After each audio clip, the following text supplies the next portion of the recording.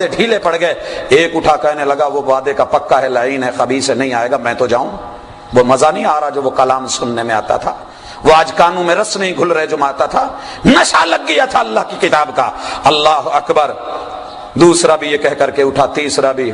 پھر جب طلوع فجر سے پہلے بھاگنے لگے تو پھر سر ٹکرا گئے.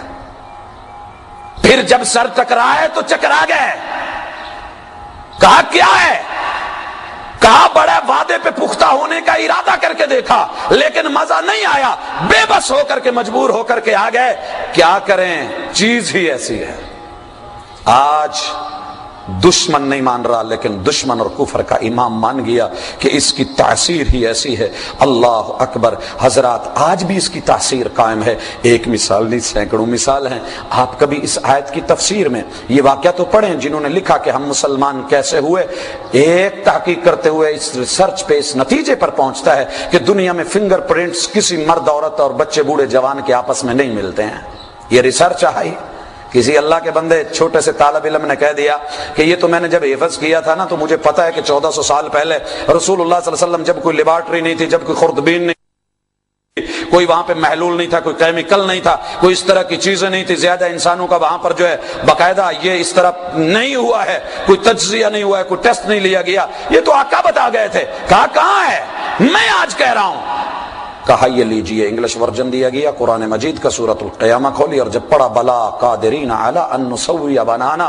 یہ لوگ کہتے ہیں ہم ان کو اٹھائیں گے کیسے، ہم تو وہ ہیں کہ یہ مل جائیں گے. یہ سمجھتے ہیں کہ یہ لوگ آپس میں مل جائیں گے، ان کے عمل مل جائیں گے اور ان کے سلسلے خلط ملط ہو جائیں گے. بلا قادرین علی ان نسوی بنانا، جو ذات اس بات پر قادر ہے کہ تیرے وجود کے حصے کے بالکل آخری حصے اور انگلی کے پورے میں دیے ہوئے جو پرنٹس ہیں ہم نے وہ پوری کائنات کے نہیں ملنے دیے. کل قیامت کے دن ہم ان کے وجودوں اور عملوں کو ملنے دیں گے، اٹھا نہیں پائیں گے. جب یہ پڑھا تو کہہ دیا اشہد اللہ الہ الا اللہ. حضرات یہ کتاب آج بھی معجزہ ہے. کتاب اللہ کی تاثیر کا ایک اور اعتبار سے معجزہ، وہ تو اس اعتبار سے تھا. ذرا یہ بھی دیکھیے اس کتاب کی جو صوتی تاثیر ہے، جو کانوں میں رس گھولے، رکاوٹوں کو پھلانگے عبور کرتی جائے، دیواروں کو توڑ دے، کلے توڑ دے، قلب و جان کو فرحت بھی دے، تازگی بھی دے، لذت بھی دے، سرور بھی دے اور سامان بھی کرے.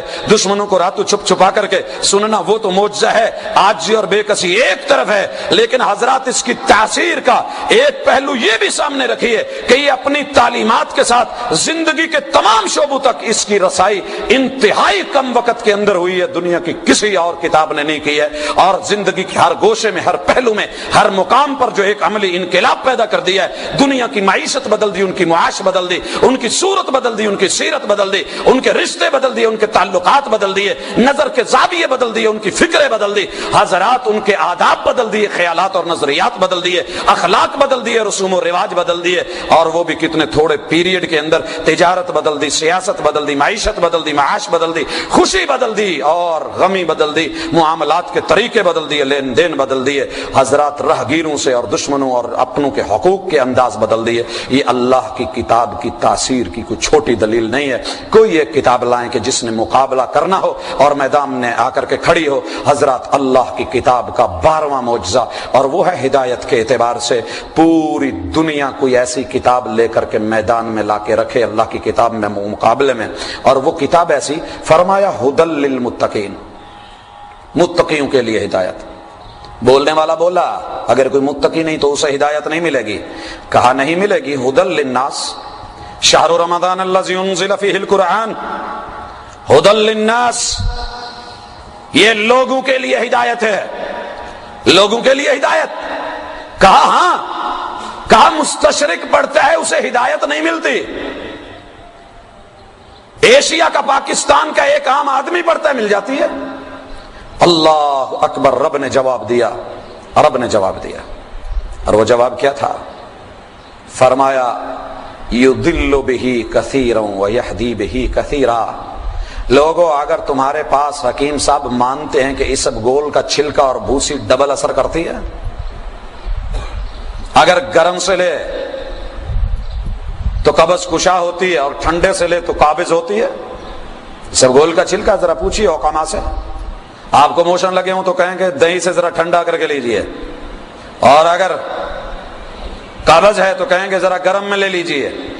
اگر یہ ذو اثرین ہو سکتی ہے، دورہ اثر کر سکتا ہے، تو رب کی کلام کے دورے اثر نہیں ہے. اللہ اکبر یضل بہ کثیرا ویہدی بہ کثیرا.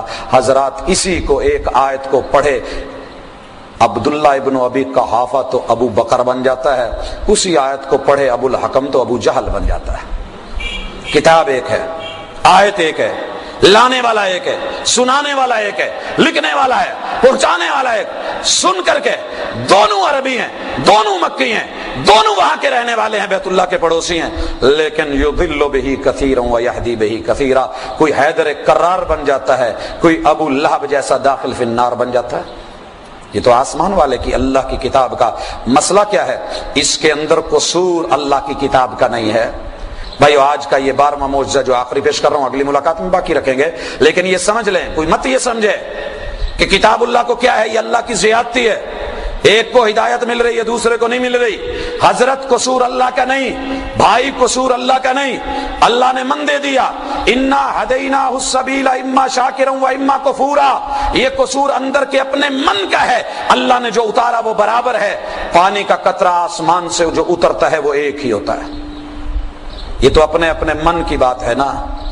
وہ کالے رنگ کے سیپ کے منہ میں چلا جائے تو موتی اور گوہر بن جاتا ہے، وہ سانپ کے منہ میں چلا جائے تو زہر بن جاتا ہے. اپنے من کی خرابی ہے.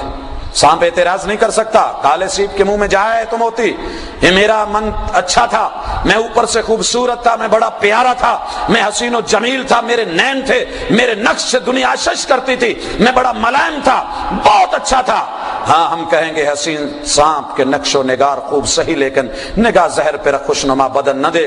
بات بدن کی خوشنمائی کی نہیں ہے، بات دامن کی رسوائی کی ہے. تیرا دامن رسوا ہے، اپنے دامن کو چیک کر، اس میں کہیں کمی ہے، وگرنہ اسی پانی کے قطرے کو کالے رنگ کے سیپ کے منہ میں جا کے موتی بنتے ہم نے دیکھا ہے. حضرات لوہا بولے میں اچھا، میں بہترین، میں زبردست، میرے اوپر بارش کا پانی آیا تو اس میں کمی بیشی ہے، حالانکہ اس پانی کی گارنٹی آسمان سے اللہ نے دی ہے. وَأَنزَلْنَا مِنَ السَّمَاءِ مَاءً طَهُورًا.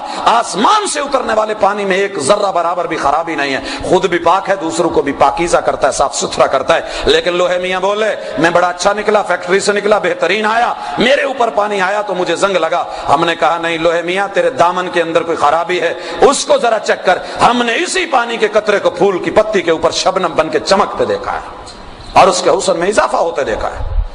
اللہ اکبر. گٹر بولے میں ٹھیک ٹھاک تھا، میں بالکل روانی اپنی میں چل رہا تھا، یہ بارش کے قطرے آئے، مجھ کو ابال کر کے رکھ گئے، میں باہر نکلا، گندگی پھیلی، لوگ نفرت کر رہے ہیں مجھ سے، بلدیہ کو کہہ رہے ہیں آ کر کے صفائی کریں، یہ میرا قصور نہیں، بارش کے قطروں کا قصور ہے. ہم کہیں گے نہیں گٹر میاں، تیرے دامن کے اندر کوئی خرابی ہے، ہم نے اسی پانی کے قطرے کو عطر کی شیشی میں جا کے خوشبو بنتے دیکھا تھا.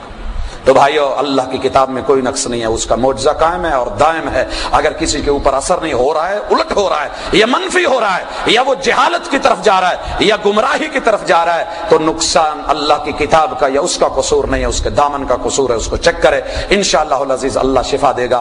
باقی معجزات اللہ کی کتاب کے صاحب قرآن کو ملنے والے زندہ معجزات کے ہم اگلی ملاقات میں رکھیں گے انشاءاللہ العزیز، مسکت جوابوں کے ساتھ. اللہ ہمارا حامی و ناصر و ما توفیقی الا باللہ. حضرات اللہ کی کتاب کو سمجھنے کی بے شمار جہتیں ہیں. اس کی باقی تفاصیل جو ہے ہم انشاءاللہ اسپیشلی قرآن ایڈیشن میں لے کر کے آئیں گے. لیکن یہ اس وقت ہماری بات رسول اللہ صلی اللہ علیہ وسلم کی رسالت، آپ کے آداب اور آپ کے حقوق کے حوالے سے چل رہی ہے. تو اس میں رسول اللہ صلی اللہ علیہ وسلم کی سیرت کا ایک جھلکتا ہوا پہلو، جیسا کہ سیدہ عائشہ نے فرمایا تھا کانا خلقہ القرآن، کہ اگر میرے محبوب کو کسی نے دیکھنا ہے تو قرآن کو دیکھ لے، قرآن کو پڑھ لے، میرے محبوب کی سیرت مل جائے گی. اگر قرآن معجزہ ہے تو صاحب قرآن بھی معجزہ ہے انشاءاللہ، اور ان کی زندگی کا ایک ایک عمل ہمارے لیے معجزہ ہے. ہم اس کو دلیل بنا کر کے دنیا کو عاجز کر سکتے ہیں، لیکن اس سے پہلے ہمیں اس کا علم ہو. آپ احباب بھی مطالعہ کیا کریں، پڑھیں اور دیکھ کر کے آیا کریں، انشاءاللہ العزیز مزہ دوبالا ہوگا. جو باتیں کہی ہیں ان کو بھی پرکھیں، آزمائیں، دوست احباب تک پہنچائیں، یہ ہماری ذمہ داری ہے. جہاں بیٹھے کتاب اللہ کی مجلس کو جو ہے وہ برپا کر لیں اور اللہ کی کتاب کے تذکرے شروع کر دیں اور اس کی خصوصیات لوگوں کے سامنے رکھیں، تاکہ اس وقت جو جہالت پھیل رہی ہے اور دنیا کے اندر دیگر علوم اور ان کی باتیں اور فضول یا گوئیاں چل رہی ہیں، وہاں مقصد کی بات ہو اور زندگی با مقصد گزرے. سبحانک اللہم و بحمدک اشہد ان لا الہ الا انت استغفرک و اتوب الیک.